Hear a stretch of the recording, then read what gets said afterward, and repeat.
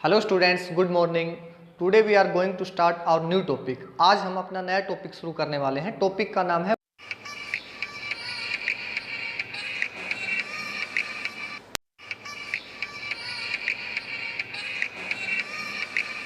तो स्टूडेंट्स सबसे पहले जानते हैं मॉडल्स क्या होते हैं। देखिए, modal auxiliaries are the helping verbs which express the mood of the speaker.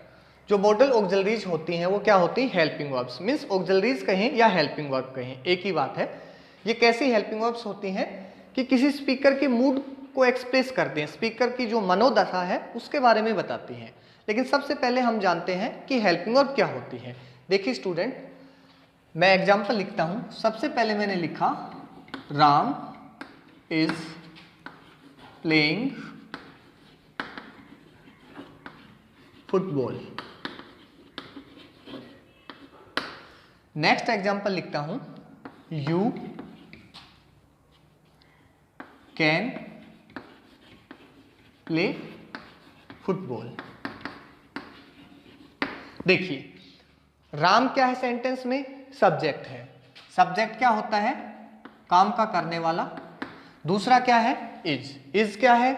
Helping verb. उसके बाद प्लेइंग क्या है? Main verb. उसके बाद फुटबॉल क्या है? ऑब्जेक्ट।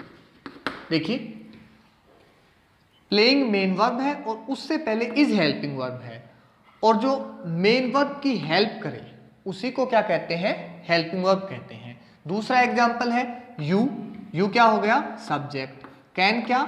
Helping verb. और प्लेइंग, प्ले क्या? Main verb. और फुटबॉल क्या? ऑब्जेक्ट। मीन्स यहाँ पे प्ले मेन वर्ब है और उससे पहले कैन क्या है? Helping verb. Means main verb की हेल्प करने वाली जो वर्ब्स होती हैं उन्हीं को क्या कहते हैं? हम हेल्पिंग वर्ब्स कहते हैं। और ये जो हेल्पिंग वर्ब्स होती हैं इनको हम दो हिस्सों में डिवाइड कर सकते हैं। देखिए कौन से? सबसे पहले है प्राइमरी हेल्पिंग वर्ब्स और दूसरा है मॉडल हेल्पिंग वर्ब्स। अब प्राइमरी हेल्पिंग वर्ब्स कौन सी होती हैं? देखिए, ये होती हैं is, am, are, was, were. Be form के रूप होते हैं is, am, are, was, were. Is, am, are present form है और वॉज, वर इसी का क्या है? इसी की पास्ट फॉर्म है। Has, have, had, do, does, did. ये जो सारी हेल्पिंग वर्ब हैं इनको क्या कहते हैं? प्राइमरी हेल्पिंग वर्ब्स कहते हैं। और ये सारी हेल्पिंग वर्ब्स हम कहाँ यूज करते हैं? टेंस में यूज करते हैं। नेक्स्ट जो हेल्पिंग वर्ब्स होती हैं उनको मॉडल्स कहते हैं। और ये जो मॉडल्स हेल्पिंग वर्ब होती हैं इनको भी हम दो हिस्सों में डिवाइड कर सकते हैं। फर्स्ट मैंने लिखा प्योर मॉडल, दूसरा मैंने लिखा सेमी मॉडल। तो प्योर मॉडल्स में कौन कौन सी हेल्पिंग वर्ब्स होती हैं? देखिए, कैन है, कुड है, मे है, माइट है, शैल है, शुड है, will, would, must, ought to. और उसके बाद है नीड, डेयर, यूज टू। इनको हम सेमी मॉडल कहते हैं। इनको हम सेमी मॉडल क्यों कहते हैं ये हम बाद में डिस्कस करेंगे। स्टूडेंट्स, जो मॉडल्स की अपनी डेफिनेशन थी वो देखिए, modal auxiliaries are the helping verbs which express the mood of the speaker. कि मॉडल ऑक्सिलरीज एक ऐसी हेल्पिंग वर्ब्स होती हैं जो कि किसी भी स्पीकर के मूड का वर्णन करते हैं, किसी भी स्पीकर की जो मनोदशा है उसको बताती हैं। तो स्टूडेंट्स, जो मूड होता है वो अलग अलग सिचुएशन में अलग अलग हो सकता है। देखिए कैसे? अगर मैं लिखूं यू कैन स्पीक इंग्लिश, मैंने लिखा यू कैन स्पीक इंग्लिश, तुम इंग्लिश बोल सकते हो। मीन्स इसमें मैं क्या कर रहा हूं? सामने वाले की जो एबिलिटी है उसको शो कर रहा हूं। अगर मैं लिखूं you should speak English, means तुम्हें इंग्लिश क्या करनी चाहिए? बोलनी चाहिए। अब मैं किसी को क्या दे रहा हूं? सलाह दे रहा हूं। देखिए सेंटेंस सेम है, मैंने मॉडल है वो चेंज कर दिया, लेकिन ये जो मॉडल मैंने चेंज किया इसी से क्या हो गया? मेरी जो मनोदशा है, कहने का जो मेरा एटीट्यूड है, मीन्स मेरा जो पॉइंट ऑफ व्यू है वो चेंज हो गया। कैसे? इस सेंटेंस में मैंने क्या की? एबिलिटी शो की, किसी को बताया कि तुम इंग्लिश बोल सकते हो। और दूसरे सेंटेंस में मैंने उसको क्या दी? एडवाइस दी कि तुम्हें इंग्लिश क्या करना चाहिए?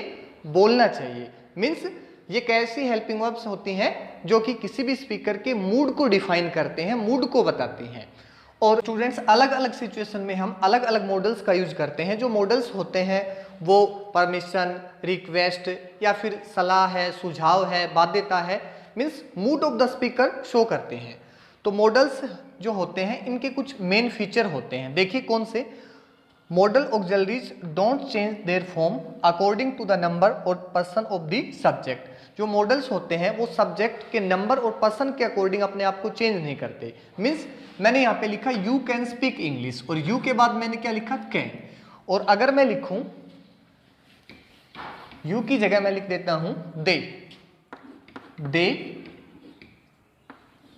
उसके बाद भी मैं कौन से मॉडल का यूज कर सकता हूं, can. They can speak English. उसके बाद अगर मैं यहां पे लिखूं राम, उसके बाद भी राम कैन स्पीक इंग्लिश।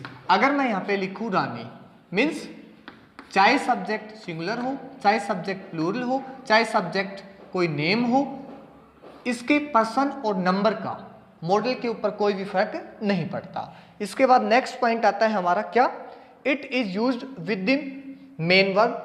ये हमेशा किसके साथ यूज होते हैं, मेन वर्ब के। मीन्स जो मॉडल्स होते हैं उनका यूज हम अकेले नहीं कर सकते। मीन्स कैसे, राम कैन स्पीक इंग्लिश, अगर मैं लिखूं राम कैन तो ये अपने आप में सेंस है कैसा हुआ, इनकम्प्लीट हुआ।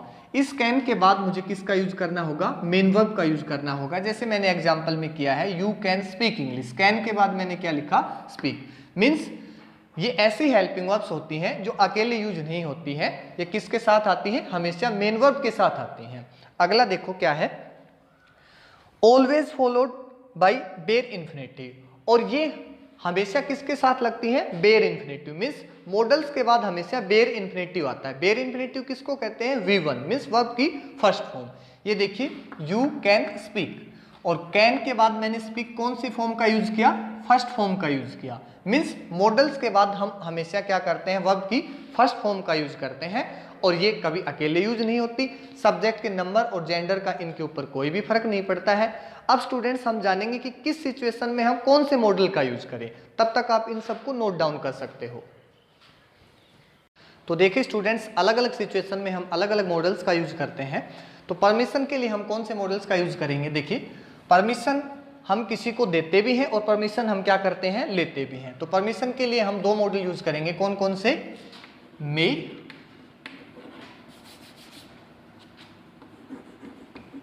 और दूसरा है कैन। देखिए मे का यूज हम कहां पे करते हैं, मे का यूज करेंगे जब हम किसी के सामने कैसे पेश आएंगे, फॉर्मल तरीके से पेश आएंगे, फॉर्मल। और फॉर्मल किसको कहते हैं, जब हम किसी के साथ एक रिस्पेक्ट के साथ पेश आते हैं, या ये कह सकते हैं एक तरीके से कोड ऑफ कंडक्ट का पालन करते हैं, एक ढंग से पेश आते हैं, तो वो तरीका कैसा होता है, फॉर्मल।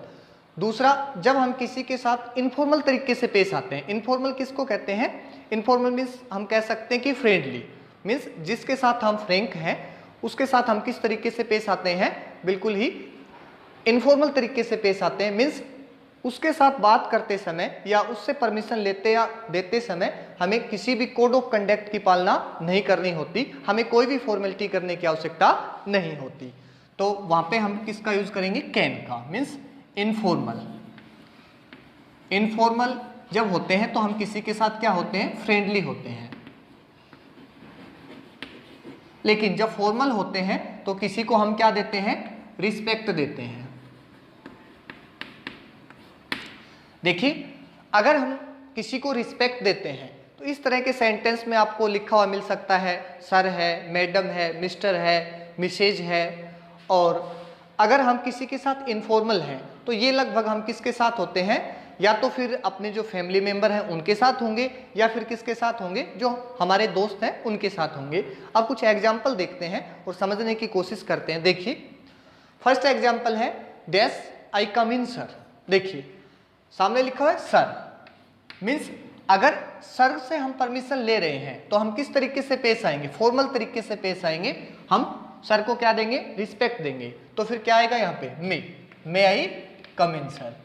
और इसी का जो आंसर है, यस यू कम इन। अब इसमें मे लिखे या कैन लिखे। अब देखिए अगर जो परमिशन है वो फॉर्मल तरीके से मांगी गई है तो सामने वाला भी आपको परमिशन कैसे देगा, फॉर्मल तरीके से ही देगा। तो हम क्या लिखेंगे यहाँ पे भी मे, यस यू मे कम।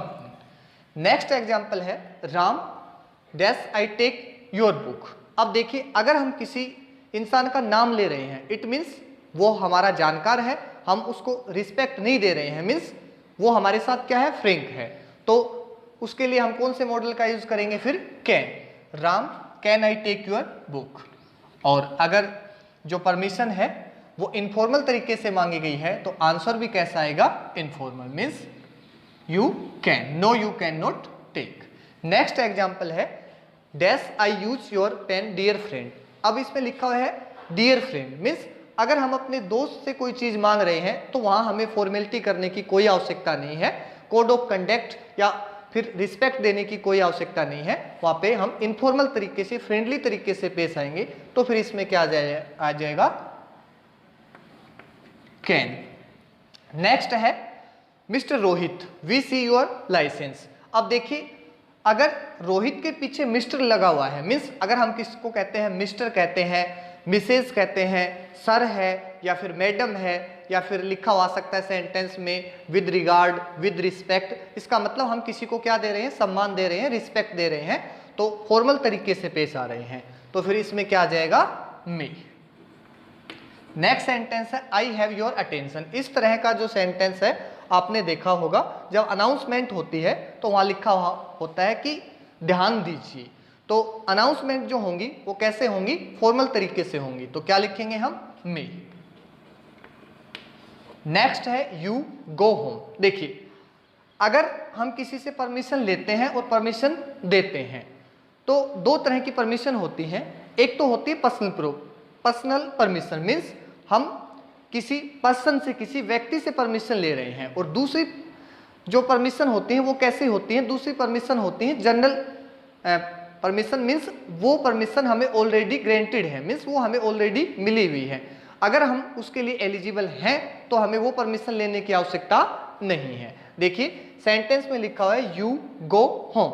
अब तुम घर जा सकते हो, मीन्स ये परमिशन दी गई है, तो पर्सनल परमिशन है ये। इसमें हम क्या लिख सकते हैं, कैन भी लिख सकते हैं और क्या लिख सकते हैं, मे भी लिख सकते हैं, क्योंकि हमें समझ नहीं आ रहा कि परमिशन किससे मांगी गई है, हम किसको दे रहे हैं। तो इसमें हम क्या लिख सकते हैं, कैन और मे दोनों सही हैं। नेक्स्ट है you apply for this job. अब देखिए ये जो सेंटेंस है इसका मतलब है कि तुम इस जॉब के लिए अप्लाई कर सकते हो। अब ये जो परमिशन है ये हम किसी पर्सन से नहीं मांग रहे हैं, किसी से नहीं मांग रहे हैं। अगर हम एलिजिबल हैं तो हम इस पोस्ट के लिए क्या कर सकते हैं, इस जॉब के लिए अप्लाई कर सकते हैं। तो ये परमिशन कैसी परमिशन है, ऑलरेडी ग्रांटेड है, तो इसमें हम क्या लिख देंगे, कैन। नेक्स्ट जो एग्जाम्पल है you vote only after you are 18। अब देखिए इसमें लिखा हुआ है कि 18 के होने के बाद, मीन्स 18 साल का होने के बाद में आप क्या कर सकते हो, वोट डाल सकते हो। तो ये परमिशन हम किसी व्यक्ति से नहीं ले रहे हैं, ये परमिशन भी क्या है, ऑलरेडी हमें ग्रांटेड है, मीन्स मिली हुई है। तो ऑलरेडी जो ग्रांटेड परमिशन होती है उनके लिए हम किसका यूज करेंगे, कैन का। तो स्टूडेंट्स यहाँ तक आप नोट कर सकते हो, उसके बाद में हम कुछ नेक्स्ट सिचुएशन है उनके बारे में देखेंगे।